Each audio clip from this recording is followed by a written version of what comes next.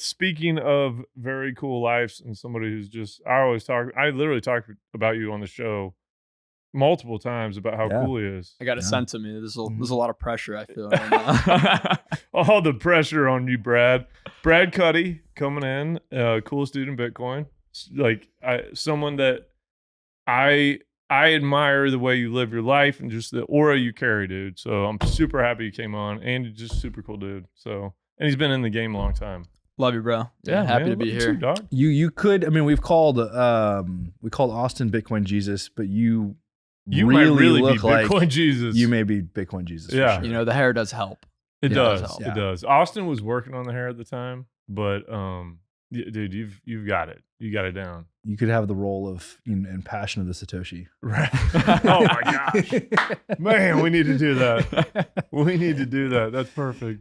Yeah, so Brad though, he's with Choya now. Yeah, dude, we'll just kind of talk through everything, your history, and I know we'll end up probably delving into like all the stuff I like to talk about, like freaking tinfoil hat stuff and we got some philosophy and we got some conspiracies, all kinds of stuff, man. So no, it's riff. Yeah. But so background is actually oil and gas. Studied at Penn State, did petroleum engineering.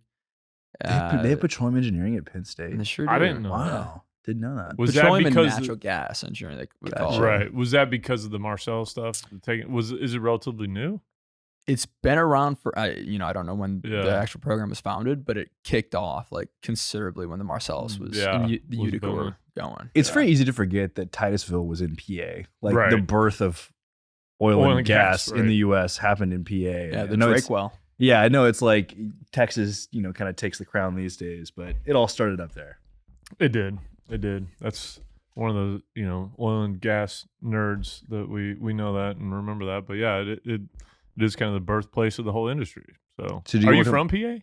From New York. Oh, you're from actually. New York. Yeah, Yeah. so from upstate New York, like Syracuse area. So You were like, I just want to become a petroleum engineer. Yeah, right. You really, how'd that come about? it was just energy and engineering was kind of my focus. I actually chose Penn State because they have a nuclear reactor right there on campus. Oh wow. And I was thinking nuclear engineering. And then Fukushima happened 2011. That was like right when I was starting. Yeah. I was like, maybe not. Like the political red tape is coming down pretty hard. So switched it up, went just purely energy. Got on a job with Schlumberger. Just told him like, hey man, I know that you guys do these international assignments. I know they're hard to get, but that's what I want. Ship me out. I'll go anywhere you want to send me. Where'd they send you? So first they wanted to send me to Point Noir in the Republic of Congo on the West Coast. I was like, all right, cool. Yeah. I can dig it. There was a surf break right there. Yeah. Like, I'm like, Of course there was. I'm in. Freaking, oh, that's awesome. I told you Brad's super cool. Surfer, dude. You're like Keanu Reeves and Patrick Swayze combined. You know what I mean? I got to pull out a Neo costume one year. Oh, did you? But Yeah. No, I have to. Like it's on my my to-do list. Nice. But that ended up I got pulled away because, graduating 2015, oil's in the dumps, and there was a lot of churn in the industry. So I ended up getting switched to Denmark. Oh, sorry. Not yeah. Yeah. Woe is me. I know, that's awesome too. So lived in Denmark for 2 years, kind of bopped around Scotland, England, Norway, and Denmark, working offshore there. Did a year in the Persian Gulf out of Qatar. Oh wow, dude. There I think that was, I was already orange pilled. I was already buying Bitcoin, but I was on this well that was flaring 100 million cubic feet a day. Gosh. We're talking, with like crappy reciprocating engines, could do 300 plus megawatts. Right. On a single well. This was offshore? One well, choked back. Yeah. Oh my gosh. It was nuts. They have so much gas there. Yeah. So, while this is happening, I'm like, man, I need to What year was this? I think that well was 2018. Okay. 2018 or 2019. So like bear market times. Right. Like we're all talking Bitcoin. Yeah.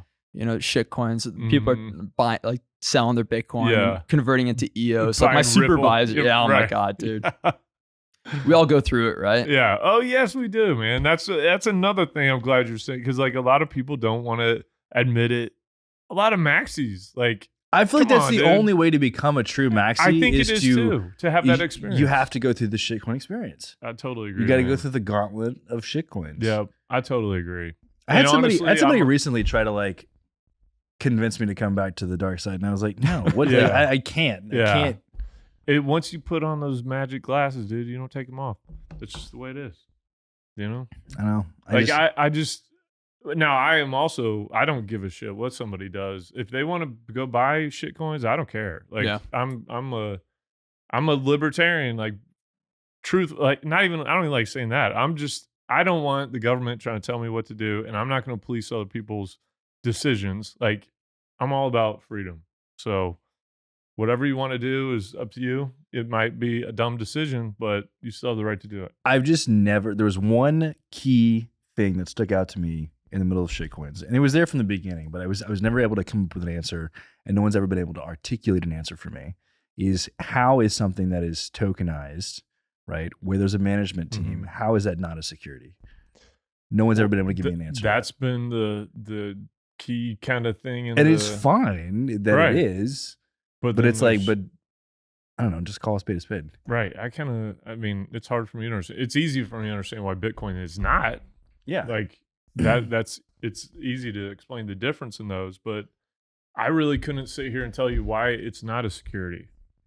And I think that's probably why a lot of the issues going on are going on. But sorry, man. Hey, no, all good. Like, good riff. Diatribe. Massive well. You're flaring off enough to burn a massive hole in the ozone. And you're doing shitcoin talks with your boys. Shitcoin talks with the boys, and I'm already Bitcoin maxi at this point. I'm like, guys. Oh, were you really already? Yeah. Nice. Shitcoined in 2017 on the run up. Yeah. And then watched it go to zero and get obliterated. That was my same timeline. Did Tron get you at all? It got me a little bit. Tron. I feel like I bought some shitcoins like REP or like REP. Yeah. I of course Litecoin, Ethereum, all that crap. Yeah. And I went back and looked at it. I'm like, I could have just bought Bitcoin. I know, man. Through the lens of like I was kind of, when I was offshore, I was just like intelligent investor, like Ben Graham, I think is his name.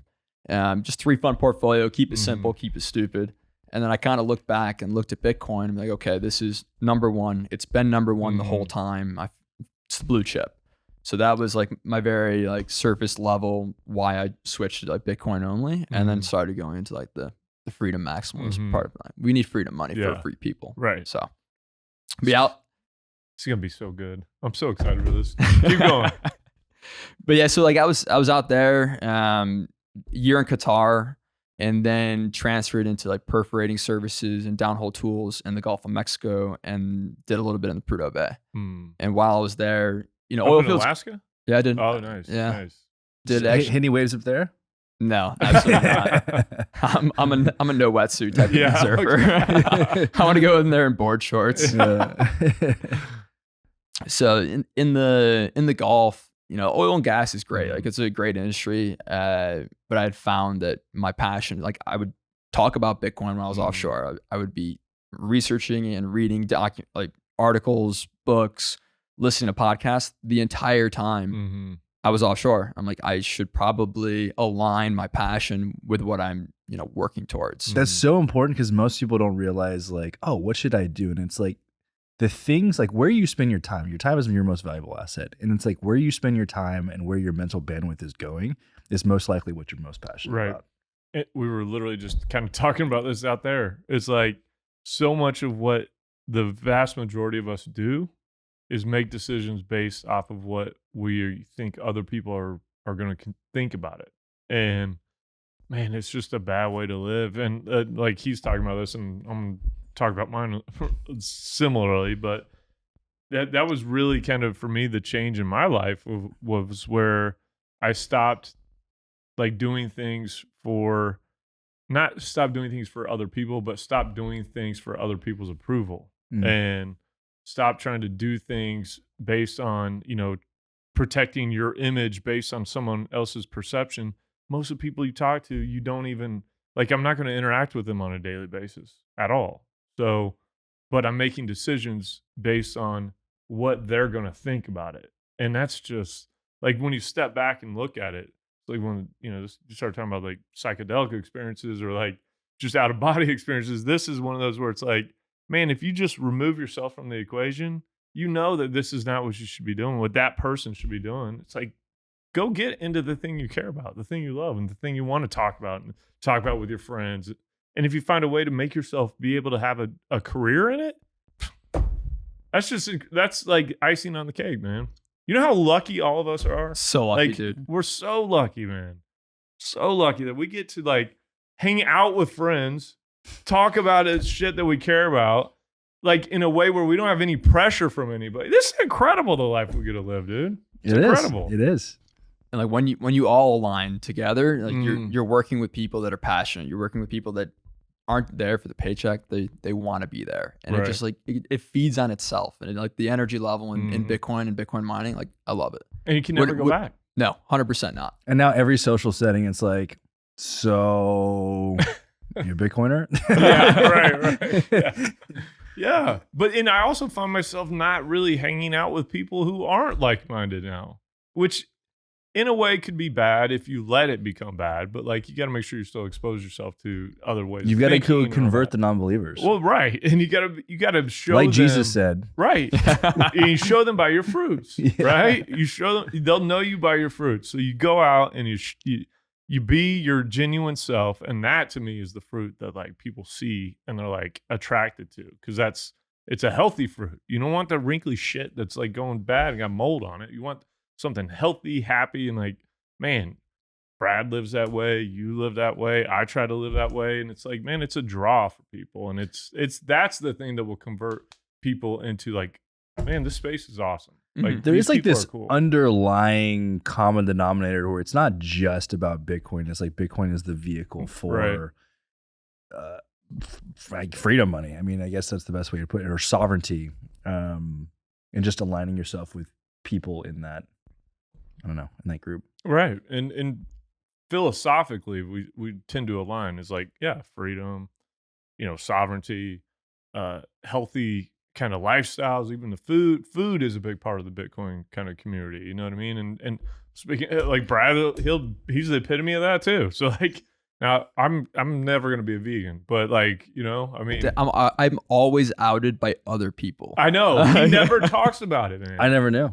He never talks about it, but it's like, and then he took us to a vegan restaurant. It was incredible. That was so good. Hey, shout out to Gideon for always applying the pressure in making me bring people to a vegan restaurant. He loves to do it, and it gives me so much anxiety because not every restaurant's a good restaurant. Right. So not every vegan restaurant will be a good vegan restaurant. True. And so like a lot of pressure. I'm somewhere that I don't know the restaurant scene with a bunch of my friends that I don't want to disappoint. Like, we're only there for a couple of nights. Like, I'm like, we got to have a good meal. We got to have a good time. So he loves to do it, but it stresses me out. But dude, it was incredible. And I was like, oh man, this is really good. But he's right. He's never trying to force his beliefs on anybody or anything like that. And I appreciate that, because it's like, man, be your own self and do what you want to do. But sorry, man, you go ahead. I'm all fired up and excited. Hey, let's go. Yeah. To go back to like, what Bitcoin opens up for you, think of the different paths of discovery that you went through, like once you started buying Bitcoin. Economic theory, right?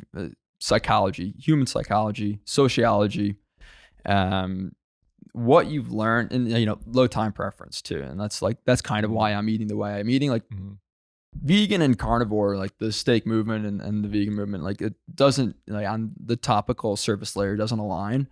But I'm pretty much, the way I live is like no processed foods. Like I want to get my macros from something from the earth.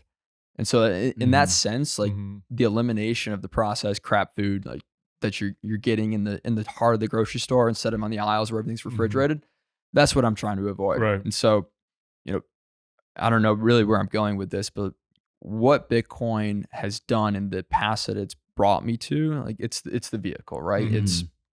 It's truly transformative. And it doesn't have to be Bitcoin for you. Like it can be whatever you find is your purpose, right? Whatever makes you live authentically is where you need to focus your energy. Like we all have like different things that make us tick. We were talking about, the guys at Anadarko, like the engineers that, want to come like study subsurfaces all day. Right. Just makes people go like that, and that's what you need to do. And so like I'm super thankful to be working at Choya and with Gideon, It was I guess I can go to my path there. Mhm. You know, I started at GAM. I was hitting up Austin Storms. Shout out Storms, one of the smartest guys We're I know. still gonna get We're him getting him on in here here. with you. Like that's a requirement. We got to get you both on here together. So, you know, I knew that he was in Louisiana and he was in Bitcoin mining via Great American Mining. How did you know him? I didn't know him. Oh, you didn't. I know knew him. about it from Twitter. Oh, And so okay. I had initially saw something about them being in Louisiana. I DM'd on Twitter. I'm like, hey, dude, I'm really interested in Bitcoin. I just want to learn. Like, can I come shadow? Can I come up to the shop?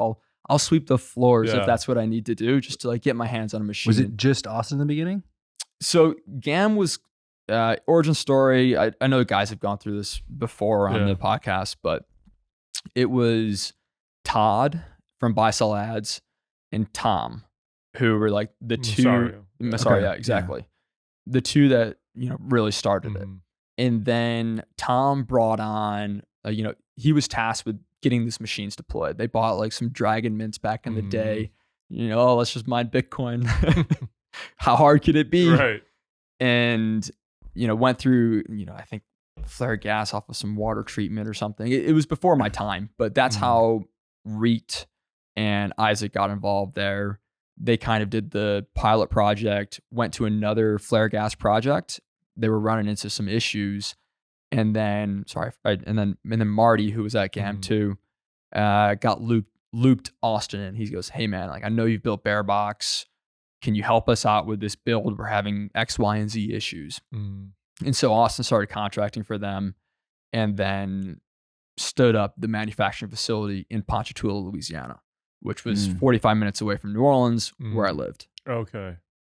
I see GAM as like the same thing as like how PayPal was like this incubator for like the PayPal mafia, and like everybody went on and did great things. Right. GAM is like that equivalent in the Bitcoin mining space. It's like there's so many big names that came out of GAM, and everybody's gone off and done great things. That is true. Yeah, a lot of you guys have been just kind of OGs and really successful in it. But I mean, if you stick around after starting like one of the very first flare gas mining outfits, there's a steep learning curve, right? They had nobody to ask. So what those guys built at the very beginning was something to behold. And so they optimized for, you know, getting Bitcoiners on the team. So you know your passions aligned. So, you know, when you're on site for 2 weeks in the middle of snowstorms, like shoveling out snow so you get your miners back on, you actually care, right? It's not just it's not a W-2 job that you're just good for you young dudes too to understand that, because you guys were young at that time too. Oh yeah,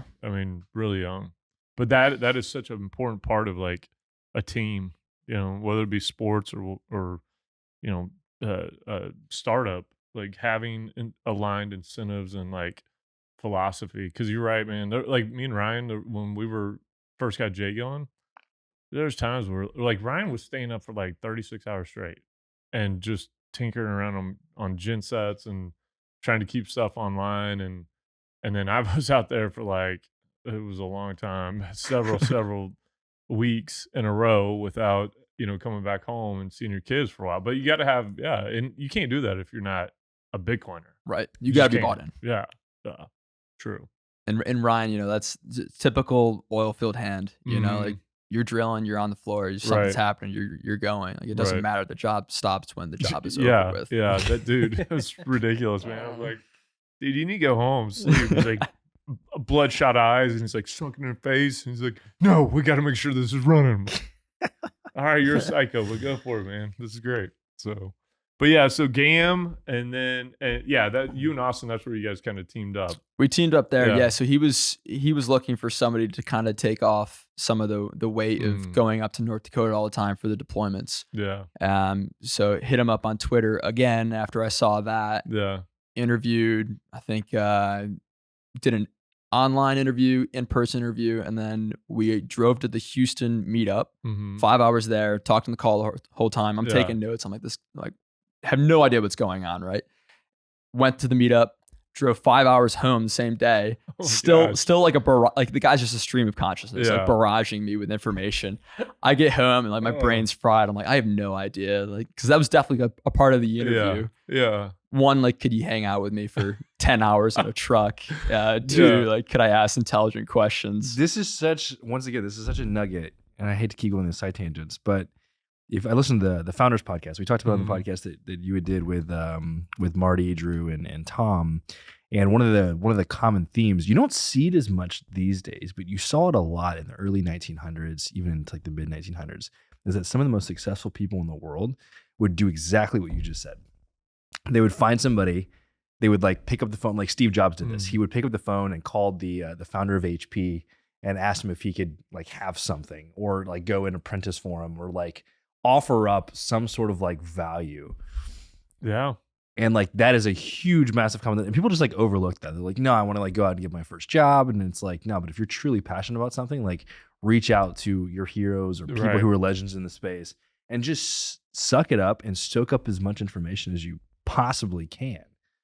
That's still applicable today. And it gets you ahead. It does. You know what I mean? Instead of getting in that people think it's like a line. long way around, but it's actually a massive like shortcut and superpower for your career, whether it's Bitcoin or whether it's something else. Man, we keep taking you off, but I want to add something to that because it is like it's the counterintuitive thing to what people typically do. But it like if you again zoom out, you look at it, you're like, that's exactly what you have to do to get ahead. You know what I mean? You can't just get in line and do the same thing that everybody's doing. You got to get away from it and like differentiate yourself just in who you're talking to or spending your time with. You can't just get in line and go with the freaking cattle to the trough. It ain't going to work, you know? So good job. But go ahead. Sorry. I mean, if you're expecting like the same, like a different outcome from doing the same thing that everyone else is doing, like you're a little crazy. Yeah. So just, you know, kind of lucky, kind of persistent, you know. It's not lucky, man. No, like that it's not lucky. It is persistence. And it's like, but that to me, persistence is more important than almost anything else we have. Like you got to have certain baseline education. You got to have certain baseline capabilities, but like what will differentiate you? Because a lot of people have that. A lot of people have, you know, the same level of intelligence as basically all of us. A lot of people have, you know, better networks even coming out of stuff. But like, if you don't go and seek out and be persistent with your efforts to seek out the right people, the right network, the right opportunities, then they're just not going to show up. I think like you said, it's having a low time preference. And I know in entrepreneurship, that's absolutely essential. Yeah. Because once you get certain, like so many years in, there's not much competition on the other side of that. Right, because most people will give up or give in or fail, or they'll be wildly successful. But once you get to the other side, it's like, man, there's nobody to compete with me at this point. Right. And what a comfortable spot that is. But also the comfort that comes from like working in what you want to do, like the peace that comes from that stuff is just there's which ties back to leading to the persistence. And it's much easier when you're wildly passionate about something. Oh yeah, it's easy to have that low time preference when it is something. And when, if you're pursuing something and you're not truly passionate about or bought in on, when the shit hits the fan, it's really, really hard to just like keep doing it. Right. Totally. Sorry, Brad. We keep doing that to you, man. Detour 8 times. Hey man, just you talk to me. Like I'll ask the questions and y'all just riff. Yeah, I'm sorry, man. No, I'm just No, it's okay. Like you inspire this like I love doing these in person. It's so much more fun in person. Oh yeah, it's so much more fun. The virtual ones. Like we've had some good episodes. I'm not gonna rip it, but like I just love the dynamic of having everybody in the room. It's a lot easier, you know, not talking over each other and interrupting. Oh no, sorry. I'm interrupting you all the time. No, I know we're having a conversation. Yeah. It's all good. So you soaked it all up from Austin Storms. Your brain's fried. What happens? What did you think of Austin when we first met him? Because he's so intense. Like he does, and he talks super freaking fast, right? And it feels he's hilarious, but he's kind of like it's like he's George Costanza a little bit. You know what I mean? Like. Not like he's just. You got that, Austin? I know, but he doesn't look like George Costanza. No, he doesn't look like George Costanza, but he like just kind of like, oh shit, you know what I mean? Like it feels like he's going to say something funny all the time, and if the situation environment is in a worse situation, he's going to be funnier because of what he's going to say. So, like my first impression with him was I want to work for this guy. Yeah. The type of person that you can just tell is very intelligent, very switched on, super passionate, hardworking, loves what he does. I'm very thankful that he was my mentor and like is now my friend. So like a really stand-up guy in the industry. Yeah, he is. So I only actually really got to learn from him for 3 to 4 months until he headed over to Galaxy to lead up, their massive acquisition over at the Argo facility running Helios now. So then I kind of just took over deployment operations. Brought on one of my buddies from Schlumberger, Tyler Hunt. So him and I kind of like tag teamed GAM's expansion from, I think we did a couple, like maybe like 5 to 6 more megawatts after Austin left. And then, bottom fell out of the bear market hit. And, we were kind of looking for, what's the next step? And Crusoe came along and it was like, we're in the same territory. Like, what do you guys think about, an acquisition? And, Todd and Tom handled all that. And, both Tyler and I got the opportunity to go move up to Denver. They kept, most of the staff on. And 1 month after I got to Denver, Bitcoin was hitting $16,000 and there was, layoffs across the board and we got some projects canceled. And, my opportunity came for a new journey. And so I had actually been talking to Gideon before that. And how'd you meet Gideon? He cold called me and like just in did, classic Gideon Powell fashion. Nice. Gideon's another dude that you're just like, I just love the way he lives his life. You know what I mean? His energy is infectious, man. Incredible energy. We just have like random phone calls on like positivity. Wednesdays at like 5 p.m. that'll last 45 minutes, and it's like nothing about work. Right. We just talk about life, being dads, how we're thinking about things. It's just like time just kind of goes away, and we just have such a great conversation. Gideon is one of just oil and gas and Bitcoin, like one of the best people you're gonna meet. Just a good dude, you know what I mean? And genuine. I've had people ask me before, like, is he really the way he seems? I'm like, dude, that guy is all the time 100% the way he seems. Like he's as good as gold, man. As good as Bitcoin. Yeah, I remember. I didn't know him, right? Like he called me. He was talking about this, project they had going in West Texas and wanted to start. And so I think I actually got onto your podcast, and he was one of your first guests. Oh, and really? Just listen to him talk for an hour and a half. And I'm like, this is another guy that I want to work for. Yeah, he's awesome, man. He came down just for that podcast. Yeah, came down, brought his little girl. It was like our first one. Yeah, it was our first one. I think it was our very first episode. Yeah. What better way to kick it? I know. Great. We got to get Gideon back on. We do. And Griffin was on with him, right? Griffin was on with him. Yeah. That was a good show. Yeah. First one. But yeah, so he called you then, and so you guys now got the West Texas stuff going, right? Can you talk? I mean, how much can you talk about that? Yeah, we're pretty open book. Yeah, you guys. So the whole thesis is, West Texas intersection of the wind belt running from North Dakota down to West Texas, and the solar belt going from Southern California to West Texas. There's a massive resource of energy there. And we all know that. Do they have oil and gas there too? Yeah. A little bit. Just the Permian. Yeah. Never heard of it. So there's a ton of generation growth, but there's also a lot of load growth, and a lot of that is oil and gas. But Bitcoin mining is coming there too, and in droves. So the thesis is Gideon, the visionary, went out and bought a ton of land. Like as soon as China banned Bitcoin mining, he goes, this is the place that will land. And even before that, he did the HODL Ranch, first spec built substation for Bitcoin mining in West Texas, pioneering the whole industry. Expand upon that a little bit, because I never knew. Like I think once I knew Gideon, I think he'd either sold that or whatever. He was already past that by the time that we had actually met. So what's like the brief history of kind of HODL Ranch? Prior to my time, but the general gist of it was, I don't know how Gideon got linked up with it, but he basically, in true Gideon fashion, like gets an idea and he goes, everyone else thinks this is crazy. Yeah. So we're going to do it. Right. So, chartered jets out to West Texas. Chad Harris is there. There's a picture of them in Priority Power, and I think John Bick's there. Yeah. And, he's like, John, we need to build a 50 or 100, whatever megawatt, X megawatt substation is. And he goes, okay, what is it for? It's for Bitcoin mining. Like this is like, I think 2017 or 2018. Nobody's like even scratched the surface here. And so, went through the whole process, successful sale. And yeah, like that was the first. So they literally built a substation from scratch, particularly just for Bitcoin mining. And then did they, I guess, just sell the power to a bunch of different miners, or was it one power? I think they sold the entire deal. Yeah, they sold the entire thing, I think, to Layer 1, right? Or who was it? It gets messy. Yeah, there's a whole bunch of stuff in there. But they sold it. But it was the first like large scale build for Bitcoin mining. I think in the US, maybe anywhere. China might have had it beforehand, but that's a black box. Yeah, nobody knows. No, right? we don't even count them. It was the first one ever.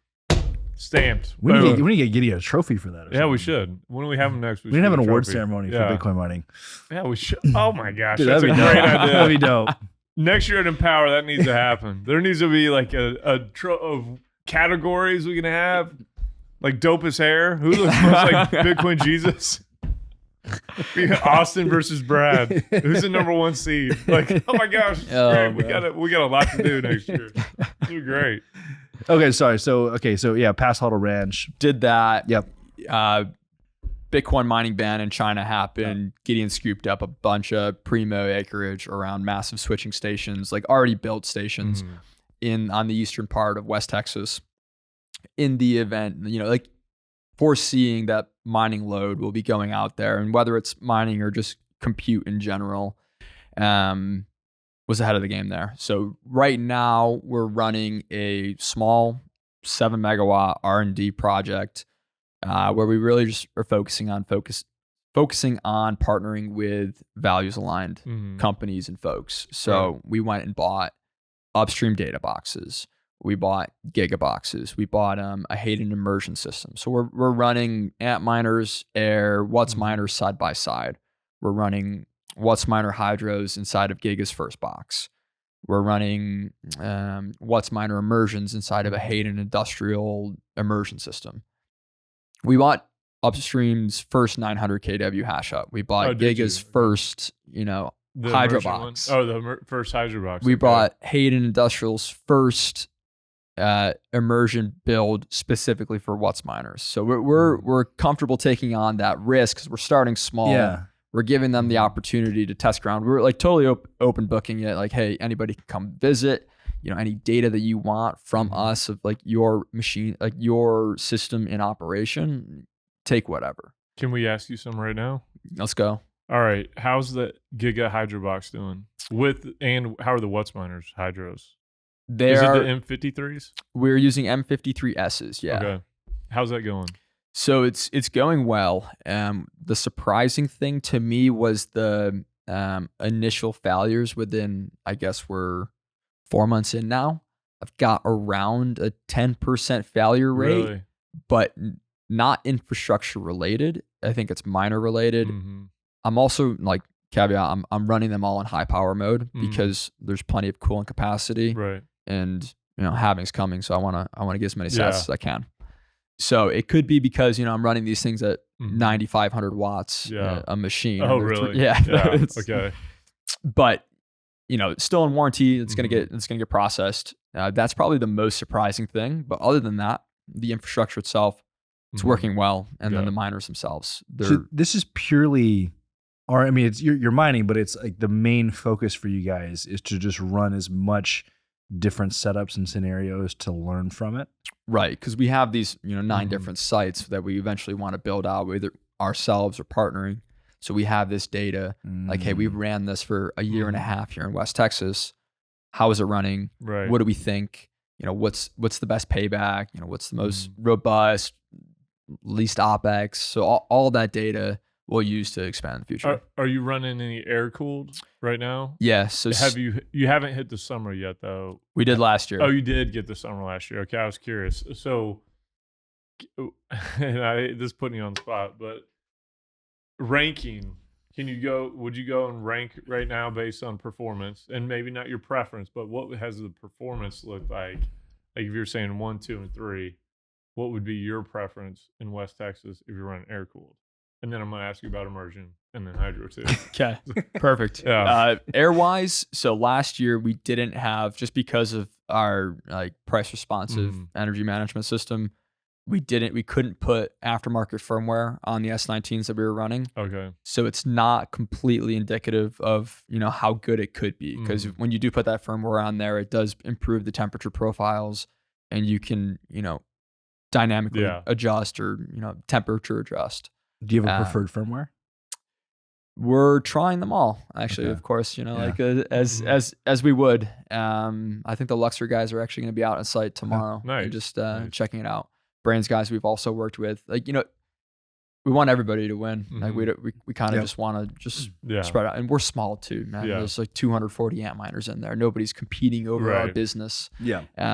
We just want to help folks succeed, and if we can help improve their firmware, like we'll help do that.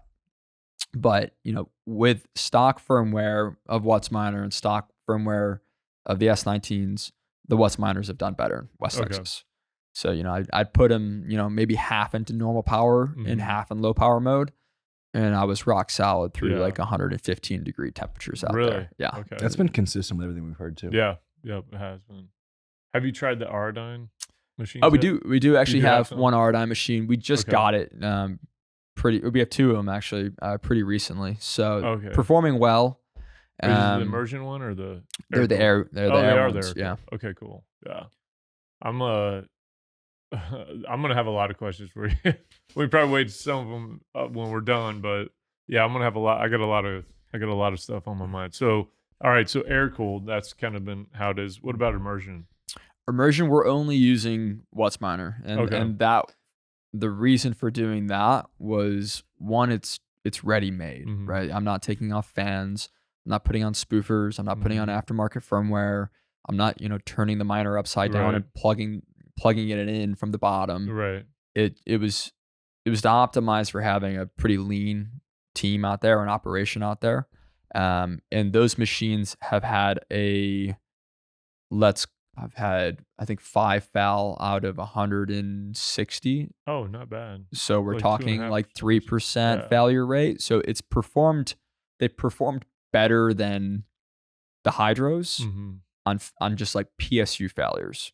They're both hitting what they're supposed to hit, like sticker wise and whatnot, and cooling capacity wise. What about CapEx on those? Like, is the return going to look basically the same with the air cooled and immersion when you factor in CapEx for immersion operation, or is it?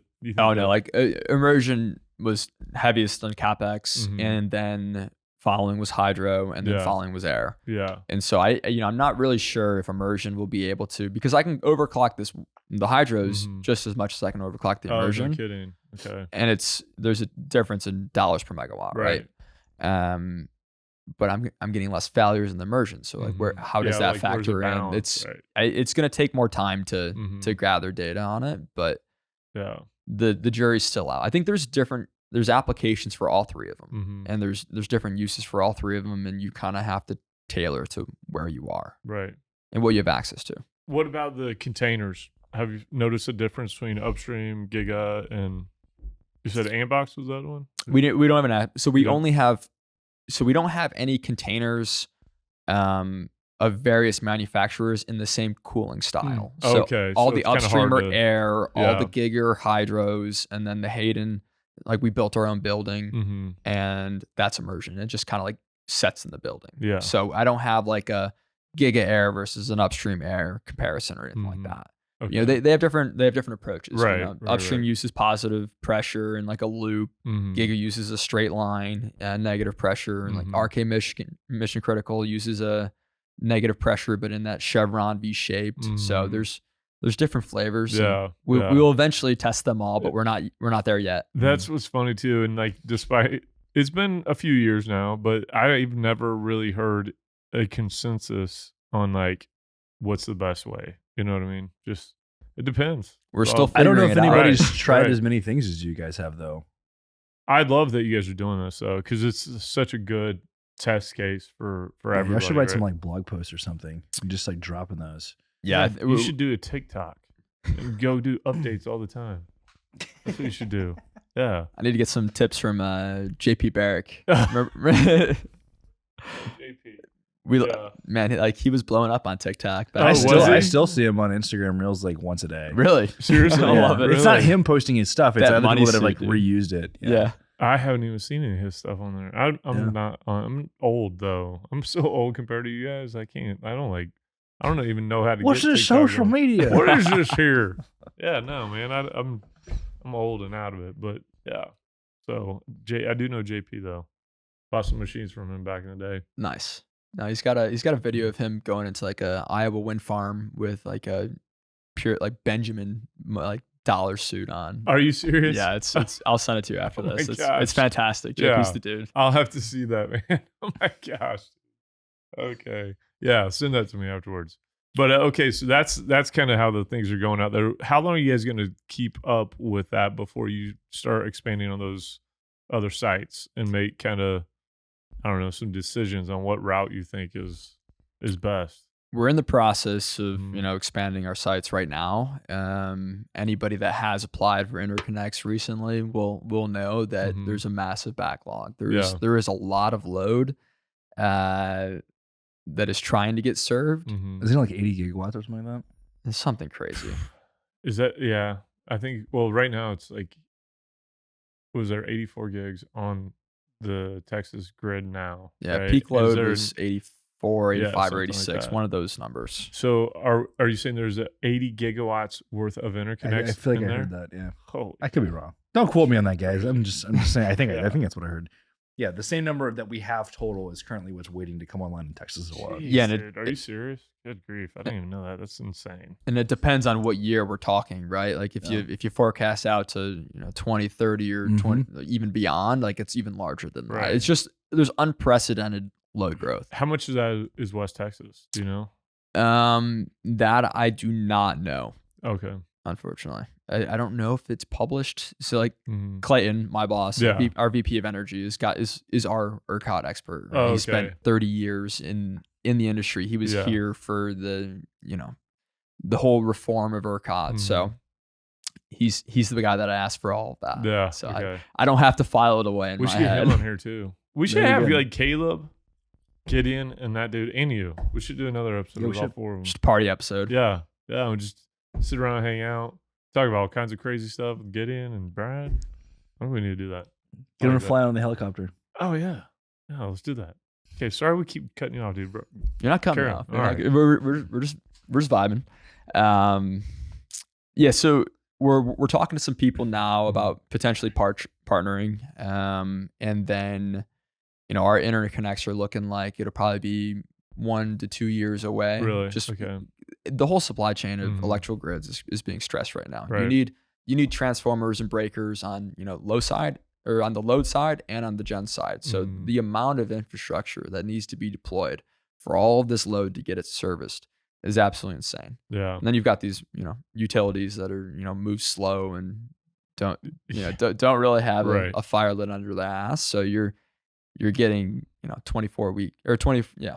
24 months lead time, and you're like, hey, can we Gosh, build dude. this for you to make it go Yeah. faster, and then just give it to you? Like, no, unfortunately, the rules aren't that way. Have So do most they- do they utilities have- been taking that stance? Like they're not going to let you, I even if you build it to their specs. depends who the utility is. Okay. It depends who the Yeah. utility is.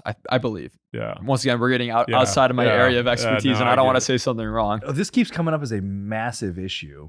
And so do the utilities require that they build all of this themselves? Not just like the approval process, but let's just say theoretically they were like, hey, we just want the bandwidth to be able to execute on this. But we'll approve this, and then they could contract that out to different like utility EPCs to be able to build that. Or do they just say, no, it has to be our people that go in and like build all of this? I don't know that. Think because there's some liability to it, right? It's Yeah. critical Mhm. infrastructure that, especially if it's going to be a grid-owned substation, we're talking about Right. reliability of the ERCOT grid here, and like Yeah. it's very unappealing to people to be the reason for another failure or a cascade event in the future of a blackout or brownout. Right. So there's a lot of caution post Uri that may be holding things up, and then also just the electrification of everything, right? Like the mandates of more EVs, the expansion of renewables is stressing the current capacity of electrical infrastructure because you need to transform all of those like AC. So you got to go from AC to DC to back to AC for the wind farms, and then you've got your DC voltage on your photovoltaics, and all of those needs transformers too. So Jeez. Sounds like an engineer. Man, I'm like, what? Gosh, yeah. That is kind of one of the bigger problems, though, is that, and that we don't talk about, is a lot of those renewable projects, they can't get to market, right? And that's kind of, we talk about it a lot on here, is just kind of the benefit Bitcoin mining has brought to them by allowing them to start actually generating revenue right away. I was in Denver this past week. I hate Denver because I'm always sick. I get altitude sickness. But so we had a happy hour. This girl who she I think she came to Empower at least the last couple of years, but she works for Nextera. She's head of permitting. She's like community relations and like permitting and stuff. And I was like, what is the average? Like, how long does it take to get like your renewables project like greenlit and like actually like done? 15 years. What? 15 years. Are you kidding? She's only worked there for 2 years, and not any of the projects that she's worked on. She has like 84 projects on her slate. None of them have been seen to fruition just because the process takes so long. 15 years, dude. Yeah. That's a problem. Yeah. Like, I thought it was transmission lines. And then if you go over to like the midstream side, it's like almost the same thing. It's like 8 to 10 years permitting because you have to go through like FERC, you have to go through like all of these other different regulatory bodies now. That's insane, though. Yeah, so it's like if we could just do away with the red tape. Yeah, like that is the biggest inhibitor to forward progress and innovation in the space. Yeah, but it's like that. I don't even blame that on Bitcoin. That's obviously just from the power development or power delivery or like grid infrastructure, I guess. Like that, it's insane where it's gotten to. Like, how's that so antiquated? But yet, like, we live in the world we do where we can do the things we can do and the speed we can do it. And it's like, it's always going to be blocked and prohibited. Our progress is blocked and prohibited by the red tape that we have. And it's really ridiculous. Electrical grids and systems used to be small, decentralized, and then, they've grown and grown and grown in scale and size.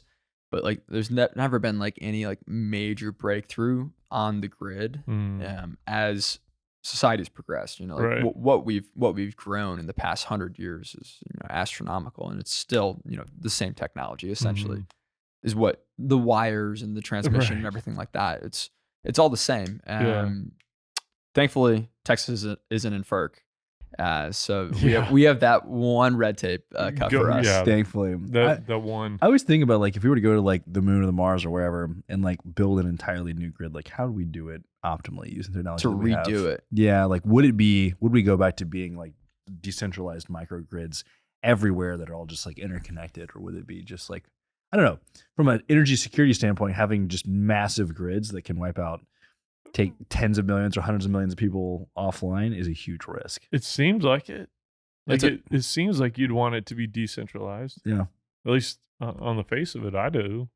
Yeah, there's some article or some headline rolling around. It's a national security risk. Like there's 9 substations. Like if you took those 9 out in a targeted attack, like it would take down let's the put US that grid. Let's put that out in the press and just run with it. 9, that's it. Don't call me. No, we're quoting you on it. I'm like, holy cow, that's insane. Now that it is a national security issue, though. A lot of this stuff is. I think Bitcoin mining in general is a benefit for the national security that we have because it does stabilize the grid and it generates more incentive to put new generation online.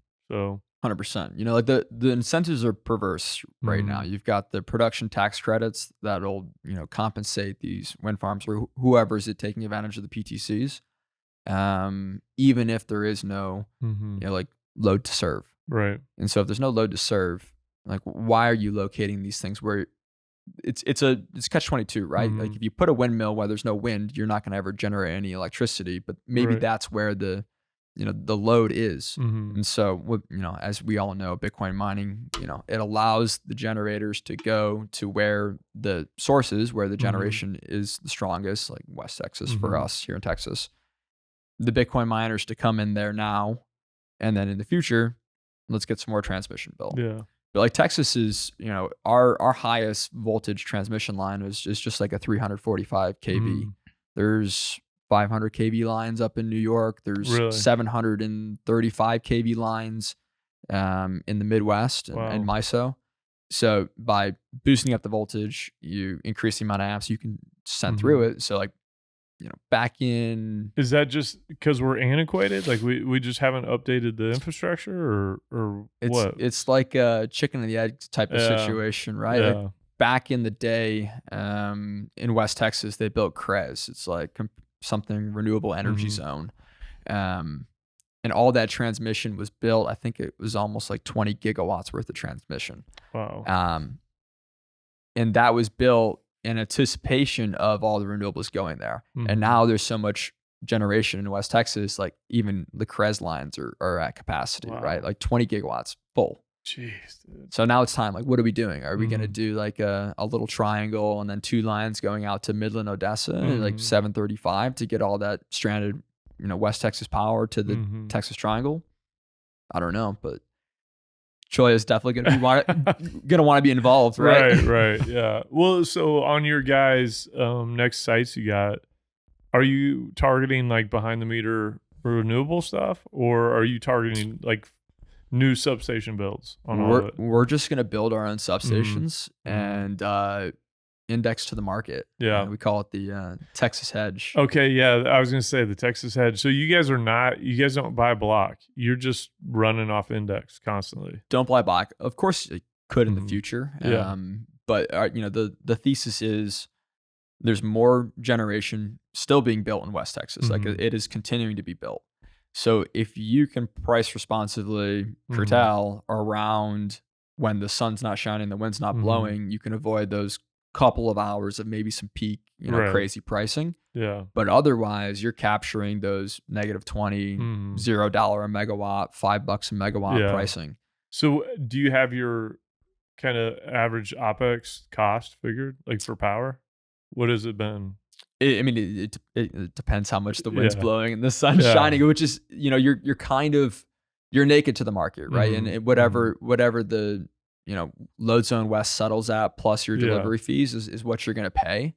But, it kind of like for us, we're not too worried about because we have no customers. We don't need to be on 100% of the time. If we're on 80% of the time, but can realize $30 a megawatt hour delivered, there's no problem. Great. Yeah, that's great. Yeah. And so, and we think it's only going to get better as time goes on. Is that what you've been around? Is $30 on average? In months with like high wind, we've been able to realize $30 a megawatt hour, like delivered all in. Right. That's pretty good. And running average on 80%. Like from day one of operations to now, you hitting about 80% runtime?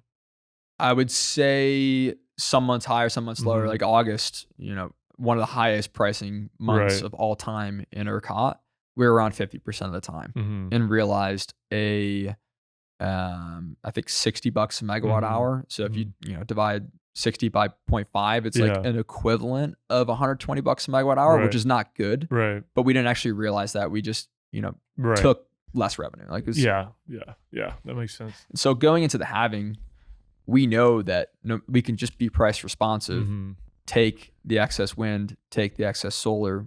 Even if we're on for only 60% of the time, we can get next to nothing energy. Man, that's awesome.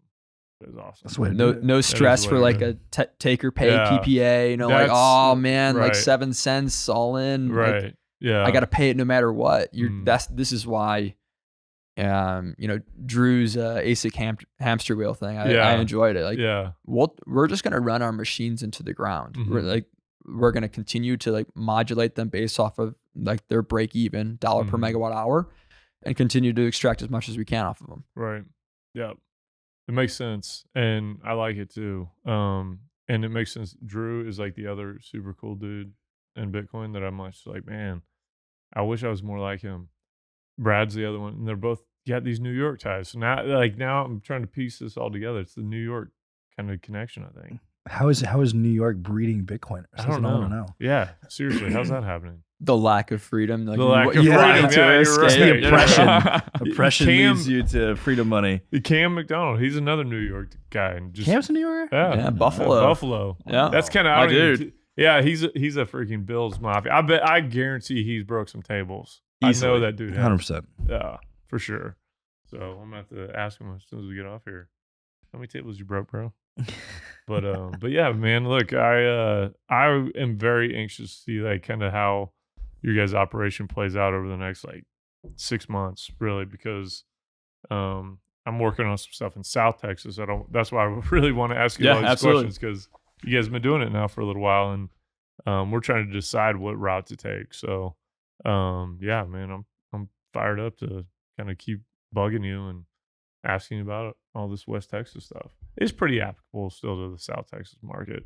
I think 100%. South Zone is probably the most comparable one to West. I don't know what your guys' feelings are on it, but I think there's some new generation coming on down there too. Not as much, but you don't have as much mining going on down there either. Right. So it's probably pretty applicable. Yeah, but, it's less saturated. I agree, Right, but there's right. a ton of wind. There's coastal wind, right? Yeah. And there's solar down close to the border of Mhm. Mexico. So yeah. South and West will have low prices, Mhm. high volatility. Is Right. kind of how And like, that's we look how at you- it. Right. Aticon's got some stuff they're working on. Can't talk about it yet, but it's kind of a market play. I think it'll be interesting. See how we present it to the market. So, but yeah, man. Look, dude, I don't know. I'm not joking. I love talking with you every time we talk. I enjoy everything. You're very knowledgeable. But man, the thing I appreciate the most is just you living the way you are. You know what I mean? You don't change for anybody. You kind of do your thing, and I admire it, man. Bitcoin Jesus over here. Bitcoin Sorry, Jesus. Austin. I think Brad's taking the title right now. We're gonna have to do a ranking, but yeah, you guys are right up there. Hey, I appreciate it. Thanks for having me on. Appreciate the time. It's been fun. We're doing another one. You and Austin. Let's do it. You and Austin. Senor Then Storms yes, in the house. He's got to come. Hey, Gideon up. We got to get Gideon back. Yep, too. we gotta get you and Gideon and Caleb and Todd. Is it, or who's the guy? Is that- Clayton is my boss now. Okay, Yeah. Clayton.